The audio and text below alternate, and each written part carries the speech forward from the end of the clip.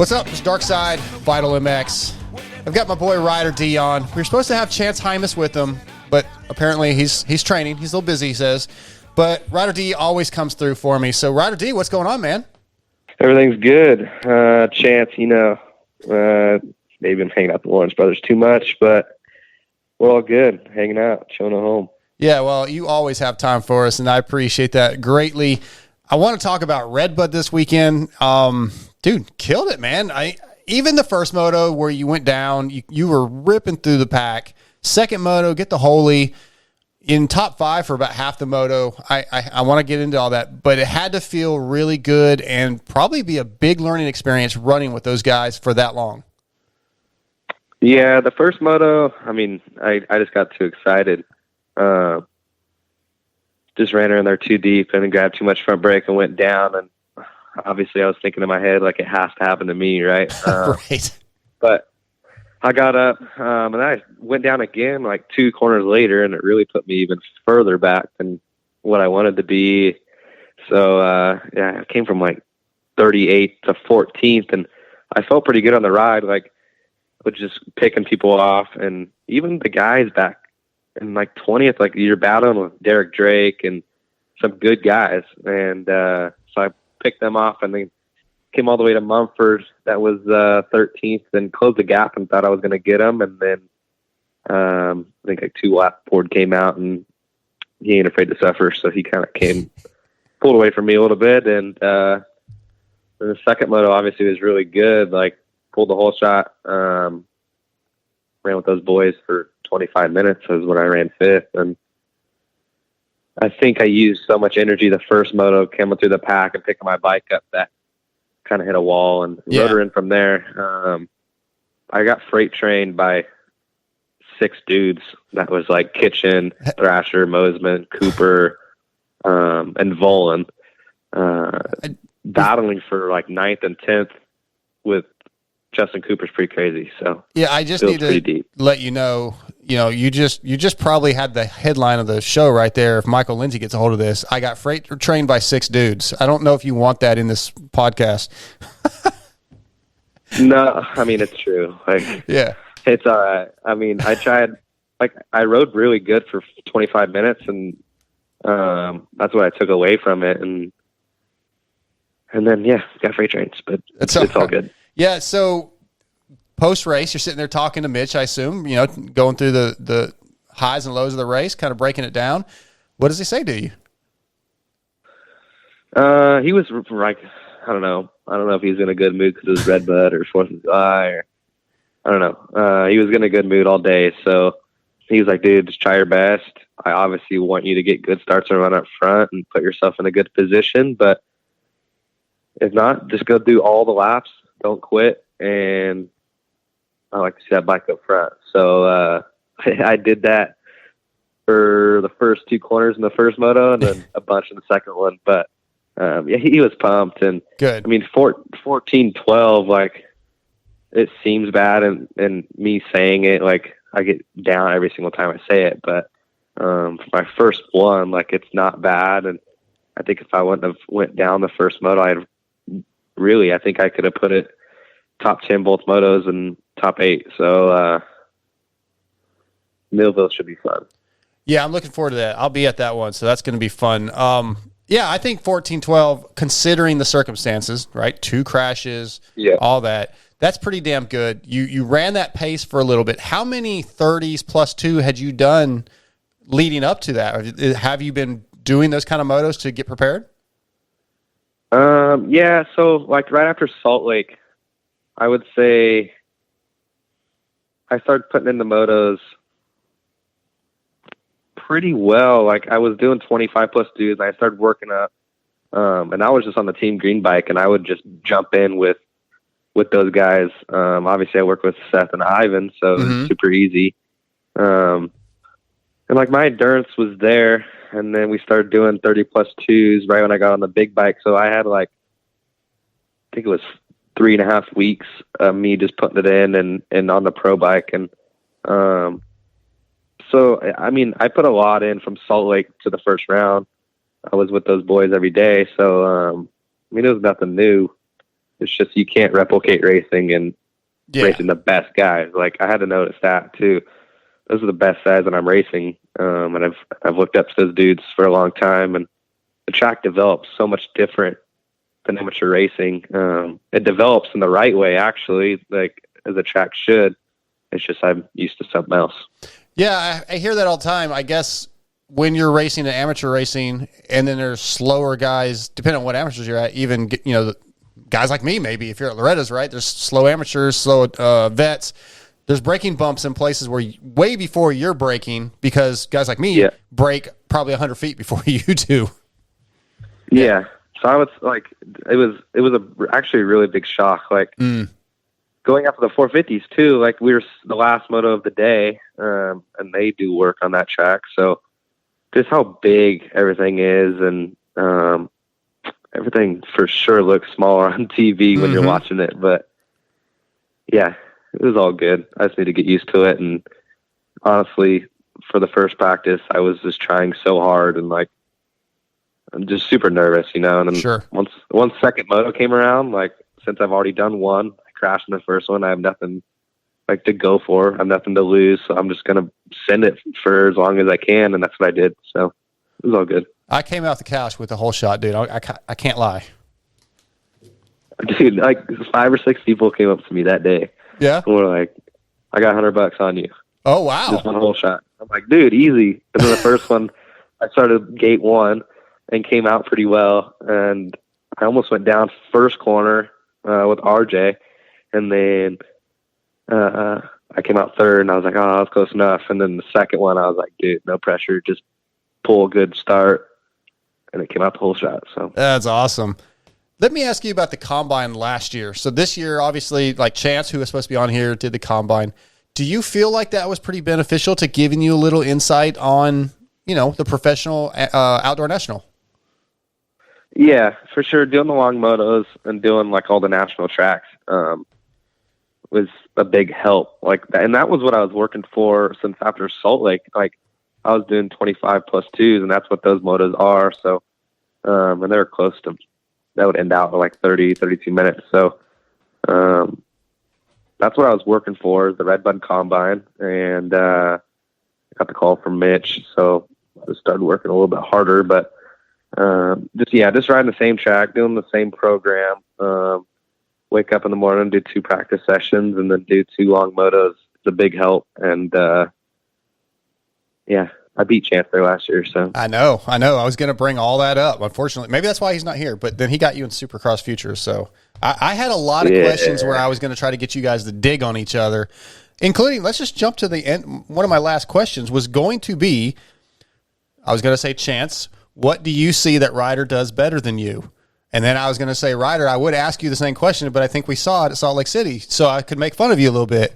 But he's not here for that. So I wanted to get you guys digging on each other a little bit, because I know you're buddies, but I think it's fun. But with that, actually, do you like racing against somebody that you are friendly with, or would you almost rather not like the guy? No, like, I would say showing up to the track and like being like, I'm going to enjoy racing today. And it would be different. Like, if you had a guy and you hated him and you're like, dude, I got to race him today, and I'm going to put pressure on myself because I want to beat him, you know, like, and obviously I put that same pressure on me when I race him, but I enjoy racing them. Like, we race each other clean. And our whole, the whole family, my family and his family, are pretty good friends. So, off and on the track, we respect each other, and we know each other pretty well on the track too. So makes it more comfortable. Red Bud, but yeah, it just makes it more comfortable. Yeah, you trust each other. That's cool. I've talked to you many times about like the pressures of being an amateur, a highly touted amateur, and what comes with the pros.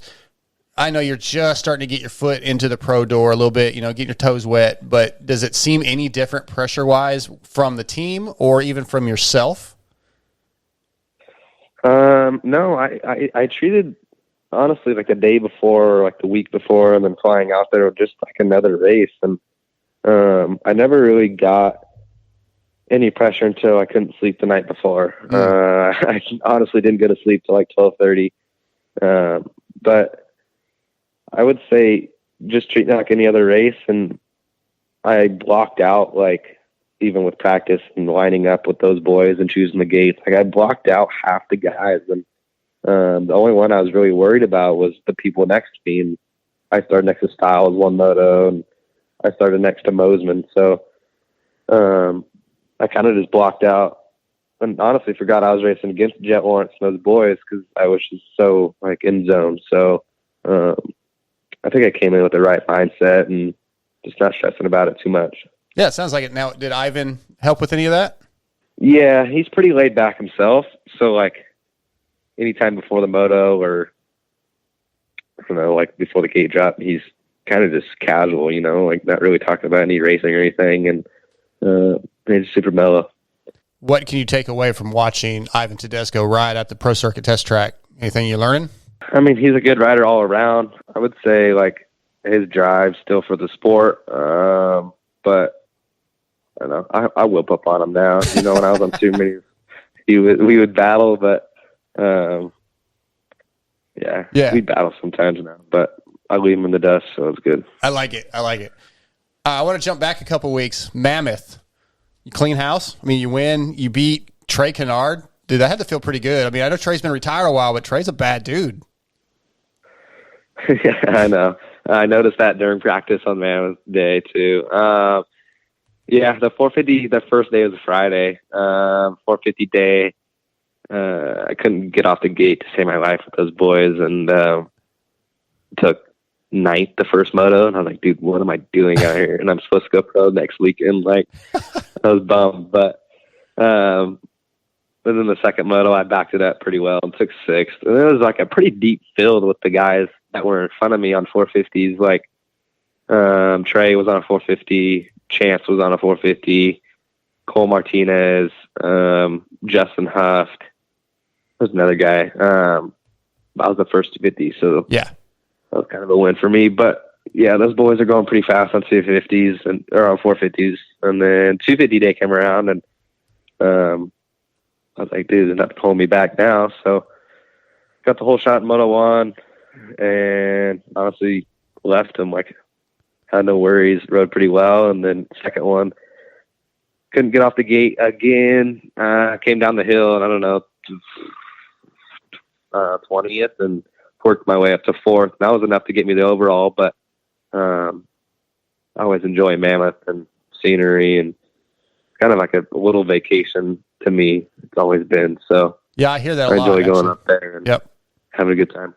Yeah, I qualified for Mammoth. I don't know if you knew that, but I didn't come. I didn't make it. When I went out there with Really? I went out there. Yeah, when I went out to hang out with Kiefer, he had me race that 252 stroke at the Paula qualifier, and I think I got like, I don't remember, 7th overall or something like that. So I qualified, but that's it. yeah, I couldn't. That's my first race in like 2 years. It was not impressive at all. There just weren't that many people there. So Yeah. anyway, I've never been to Mammoth, man. I got to make that happen one of these times. Couple more questions here. Just your mom and dad, big part of your program. They're just a great family. I love your mom and dad. But as you travel, you start progressing into the pro side. Do you see a point where you can like have them start backing off a little bit, or is it still really important to have them there and be supportive? I mean, obviously I'm only 17 years old. Sure. But once I got my license, I live in Bakersfield, so coming down to SoCal a good 3 hours. Once I got my license, I took off. Me and my mechanic got a house, or rented a house from a buddy of my dad's, and grew up really fast. Honestly, had to do grocery shopping and do all the stuff that a normal person does. And I think that's enough for right now, coming down here and not seeing them and doing it all on my own. And I really enjoy them coming to the races with me. And I mean, it's a dream of theirs come true too, to watch their kid race their first professional race too. So I can't take that away from them. And as long as they want to come, they can come. That's a good point. I like that. And your dad, man, he's such a racer at heart too. You know, speedway racer. Those dudes are bad. I know he's been all into it too. So Yeah. I think it kind of drives him to come watch me, and I don't know. It's been changed in his mind. I don't know if it's like his racing or what, but we're both into our sports right now. He's into a speedway, and I'm into my moto. So That's super cool. So, Ryder, I got to ask you, there's been a lot of talk. Mathis brought up that Ryder D does not have a contract for next season. Can you tell us anything? Do you know what you're doing next year? Do you have something going, even if you can't talk about it? Yeah, we do have a ride. Okay. We are signed with Team Green, amateur Kawasaki team, until end of 2023, which would be after the Redders. So we're all set. Kind of just letting the media do what they want with the information. I mean, I don't even know where they got it from, but yeah, we're all good. My plan is to do to start the first round of Pro Motocross next year, and I'll do the futures beginning of next year, going to pros, and then yeah, we're all good. Okay. All right. Yeah, I know hey, you're going to be dealing with this stuff for the rest of your career, man, where there's always going to be rumors and trying to find out the stuff that maybe the team doesn't want to get out, but that's part of the gig, I guess. Yeah, and trust me, it confuses me too sometimes, but I just live by the day and let it all play out. And try my best everywhere I go. So yeah, we're all sorted out, and we're on for next year. Let's keep it rolling. All right. That makes me excited, man. All right. Give me your predictions for yourself or your goals for yourself at Millville in 2 weeks. Top 10 overall. Okay. I'd like to get 2 good starts, stay off the ground, and try and run up front or lead laps as long as I can. I know I got it in me, and that pace that I ran with like Master Pole and Styles and even Jet with behind me, those couple laps that it wasn't a problem, and I never got really out of control or anything like that. So if I can keep the bike underneath me and not get too nervous, 8th, the top 10 overall. Okay, perfect. I like it. I'll be there. I definitely come by and say hi to you and visit with you a few minutes before at some point, either Friday or Saturday, before you go out and crush it. But great talking to you again, Ryder. Yeah, thank you. All right, take care. Maybe down the road we'll get you and Chance on at the same time, and we can have some fun. All right, I'll see you soon, man. Thanks. All right, thank you. Yeah. Later.